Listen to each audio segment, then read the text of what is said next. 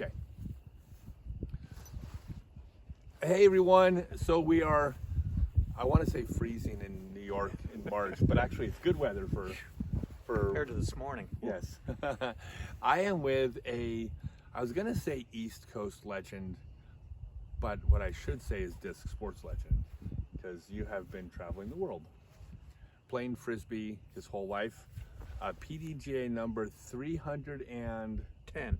310, and there's an interesting story about that because it should have been number 84, I've heard, or maybe I got it. Well, 73, but should have been 2 digits. But the designer of dozens and dozens of disc golf courses, including the world famous course in Warwick, New York, Dan Doyle. Hi. So, hello. I've actually known Dan forever, as long as I've been playing. I would see you at tournaments going out on the West Coast. We'd see each other. So we've known each other since I was, like, you knew me when I was little. Yeah, I got you by, I think, 13 years or something. Yeah. So first off, your PDGA number should have been 79. I think 73, I think. Or 73. I might even have the story wrong at this point, but my first tournament I went to was one of the first 2 tournaments of the PDGA. It was Memorial Day weekend in 1977, and I went to play, and Ed Hedrick was sitting behind the table giving out PDGA numbers, and I went with an ultimate friend of mine, and he got number 73 and I got number 310, and we were next to each other in line. Right. And I still don't know how that happened. I think they weren't giving them out in order, obviously, and I think there might have been a big chunk of numbers that were with Tom Monroe down in Alabama, because that was the other first tournament. So I think I just, luck of the draw, I didn't get a 2-digit number. Yeah, I think what I heard was that originally he assigned regions. So yeah, he would give so-and-so a chunk of numbers for that region and that region, and you just missed. Yeah, so everybody says, wow, you're a 3-digit number, and I'm thinking I should have been a 2-digit number. When you first started playing frisbee, this is an amazing story for disc sports historians, and for those who aren't, I'm going to explain it to you in a minute. But you were at Rutgers University, and you looked out your window, and who did you see playing catch? It was my first day on the Rutgers campus as a freshman. I didn't know anything about frisbees. This is cool. And I'm looking out my dorm window, and there's 2 guys doing trick throws and trick catches with a frisbee. So I went out and I started watching them, and I started talking to them, and it turns out one was Irv Kalb, who was one of the 3 inventors of the sport of ultimate, and the other was Dan Stork-Roddick, who was kind of, I guess, the godfather of all disc sports. And I just started talking to them, and to me it's like a kid going out in the 1920s with a baseball and seeing Lou Gehrig and Babe Ruth having a catch with a baseball. And I mean, it was like serendipity, right place, right time, and they recruited me for the Rutgers Ultimate team, and that was it. I was hooked right on day one.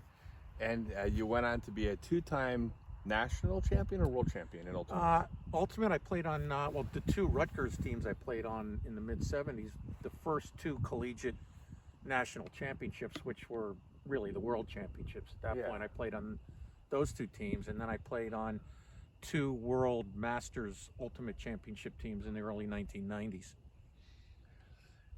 Your first round of disc golf, well, back then it was frisbee golf, was with a couple no-name, just random people. So you don't have a good story like the meeting Stork, right? I mean, no. I just I went out with my Black Master, and I think it might have been Octad in 1974 with ground baskets made out of chicken wire, and I got stuck with 2 guys. I never heard of them, and one was named Victor Malafronte, and one was named John Kirkland, and they were the 2 guys that I got stuck with.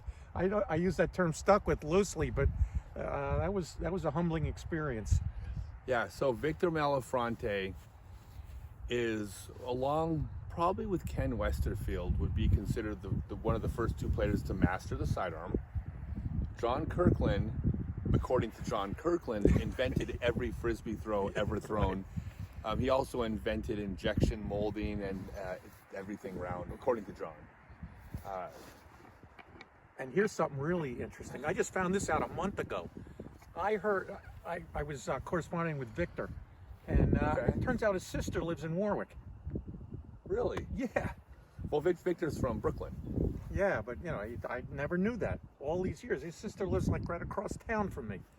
So, and when you correspond, do you still talk to Victor? Well, he did a fundraiser for he has to have some back surgery. Yeah, And so he did a fundraiser, and I sent him. You know, I made a nice donation to him, and he sent me some of his books, and so we shared a few emails back and forth. And he told me my sister lives in your town. yeah. So I keep running into these like really cool cosmic serendipity episodes. The reason I was asking if you talked to him is I don't know how Victor did it, but he moved to Berkeley in the 60s, and his Brooklyn accent hasn't changed a lot. He sounds like you. Wow. Victor on the block. Victor, what's the expression? So you're now designing courses. Well, you designed world famous Warwick. I mean, it's world famous. I mean, there's a short list of courses that people call the best courses in the world. Warwick is one of them. What other famous courses have you designed? I don't know if I've designed anything that's really famous. Just a lot of diversity. Okay. Whether it's at universities or state parks or town parks, I love designing ski hill courses. So I've designed 6 courses on ski hills in 4 states. That's probably my favorite. That's amazing. And you have a bid in to design a course on a beautiful private piece of property in upstate New York. I don't want to spoil anything, but so there's always things that are happening. Yeah, I mean, it's really exciting to see the way the sport is exploding, and whether it's on a local level with beginners or whether it's with the large contracts that the top players are signing now. I mean, it's exploding, and it's really exciting. So Warwick is out in the middle of nowhere. I mean, in fact, we're in Warwick, but Warwick's kind of over there. Like, we had to drive 15 minutes from Warwick to get here. So when you designed this course, you must have immediately known it was a world-class course. But people probably didn't play it for a while, right? Yeah, I mean, I stumbled onto this park in 1998, and I said, wow, this looks like this could have a pretty nice course. But I was the constituency screaming for a disc golf course here. It was a constituency of 1. And I went to the town board, and I said, look, I want to put a disc golf course in your park, and I'll pay for it. And they said, okay, it was too good an offer for them to turn down. So I either raised the money myself or put up a big chunk of it myself. And it was apparent pretty quickly that it was going to be a good course. I mean, to me, a good course needs 3 things. It needs a great piece of property. It needs a good design, and it needs regular maintenance. And it's got all 3, and it's got lots of different topographical features, and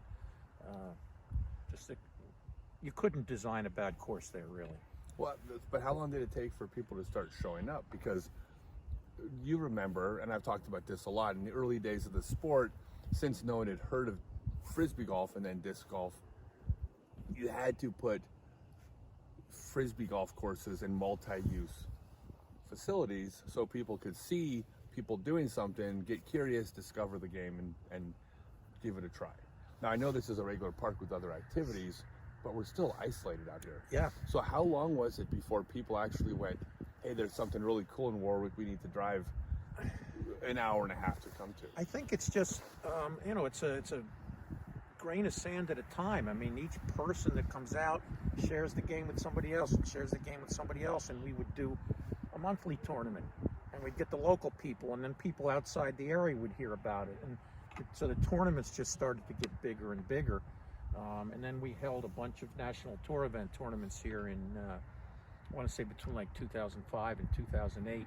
And I think that really put us on the map, because then we were drawing people who, they wouldn't have heard about it, but we reached everybody in the country because of one tournament. And I think that's what really put us over the top. I mean, because Warwick is a destination course. It is I'm going to be in Trenton, New Jersey. Hey, we're only 2 hours from Warwick. Let's take a day and go up. I mean, it's one of those places. Yeah, and we're an hour from New York City, and we're 45 minutes from the New Jersey Turnpike. So anybody that's a disc golfer that's traveling up the Northeast Corridor from anywhere to Maine, and they're a disc golfer, they're going to stop in Warwick. It's not that far out of the way. Has anyone in New York City heard of disc golf? You know, it's funny. I know the owner of the Warwick Brewery, Warwick Winery, and he said he does a farm market in New York City, and he said it's amazing how many people he'll go there, and the things that Warwick is most popular for people in the city is a drive-in theater, the wineries, the horse farms, and disc golf. Yeah, Said really. people in the city have heard of Warwick disc golf, and I don't know why, but they have. Yeah, we were in, where were we driving through? We were driving from one place to another, and we drove through 30 minutes of concrete. And we're like, There's nowhere you're going to There's play disc nowhere to golf play. around here. and it also looked like the type of place where you didn't really leave your block. So I just didn't know if anybody in New York had even heard of us. At this Yeah, point. I mean, I know there's a lot of people that play object golf in Prospect Park in Brooklyn. So I Really? think it's possible. I mean, they don't even have baskets; they're just thrown at trees. So my Yeah, guess is so they do play. Yeah. There's some golf out in Long Island, but Long Yeah. Island has a lot more open space than Yeah. people realize if Yes. you've never been there. Yep. And they got room for a lot more courses Yep. than they have. Yep. So maybe that'll. I'm sorry, I apologize. Long Island. I always pronounce it wrong. I spent time in Long Island Yeah. a couple years ago and was corrected on my pronunciation. I never heard that. Long Island. Yeah, Now- Long Island. Now from now on, I'm going to correct myself every time I hear somebody say Yeah, I it. was corrected by people in Long Island. One of these things on my bucket list, I got to go to a Long Island wedding. I did. I got to see Wow. an actual, honest to God wedding that, I don't know, like they spent like, I don't know, 200 grand on it or something like That's that. probably about right. And when I'm going to give you an exact quote. When I asked why would they spend I forget what it was like 150,000. Why would they spend that much money on a wedding? The exact quote verbatim was, because it needed to be better than their cousin Maria's last month. And I went, that's why I'm here. Gosh.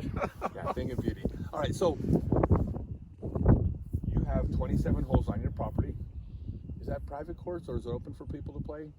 Well, it's my property, so technically it's private, but I mean, I open it up to the public. I don't do pay for play. Okay. Anybody can come and play anytime. All right. So what is the future of this property? Because you told me some things. Go ahead and give a quick spoiler. Yeah, well, I mean, for my whole adult life, I've wanted to buy a piece of property where I could have my own disc golf course, and this opened up for sale 10 years ago, literally 51 feet from the third long tee at the Warwick course across the street. So Warwick came first and then this opened up. Yeah, I bought this 10 years ago.